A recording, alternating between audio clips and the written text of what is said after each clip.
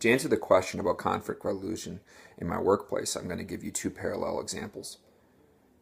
When a patient is admitted from the emergency department to the floor, frequently the medicine team doctors, or whatever unit they're from, come down and interview the patient to get an idea and tell them the care plan that they're going to be doing once they're admitted upstairs. They like to do this in the privacy of the emergency room, mostly because many of the rooms upstairs are double rooms and the space is more accommodating down in the emergency department. So from the admitting team doctor's point of view, I can see the rationale behind it. However, from an emergency room charge RN, when we are extremely busy and we have ambulances coming in with no other open rooms, we need to get things moving from time to time. The particular situation was that the transport team was there to admit a patient upstairs, and the admitting team doctor was refusing to allow the transport team to begin the process of moving the patient upstairs.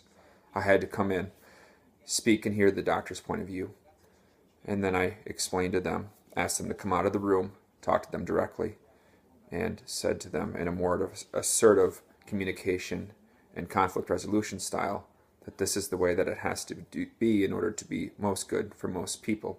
We need the room, and we have a very sick patient coming in from an ambulance. You have to continue your interview upstairs.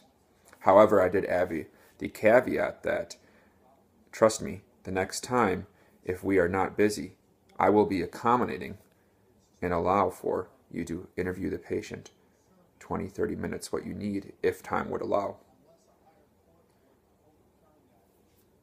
Days later, ironically enough, same doctor, same charge RN, open ER, time, transport is ordered for the patient. The doctor comes out, a little upset. I said, you know what, I did promise you. I did not realize that you were down here doing your interview.